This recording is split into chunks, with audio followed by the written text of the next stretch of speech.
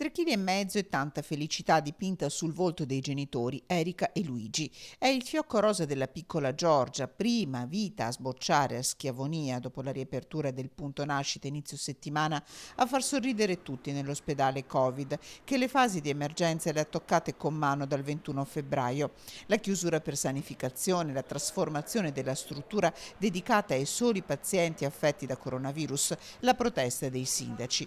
Il primo vagito di Giorgia, un segnale di speranza, e scrive il direttore generale dell'ULSS 6 Domenico Scibetta, simbolo di grande bellezza. E nella continua evoluzione di una situazione che chiede risposte immediate e adeguate, ecco l'avvio del montaggio dell'ospedale da campo donato dal Qatar alla Regione Veneto. Vicino all'ospedale sono al lavoro la protezione civile, i vigili del fuoco di Padova e Rovigo con 2 autogru, militari dell'esercito e dell'aeronautica, gli immancabili alpini.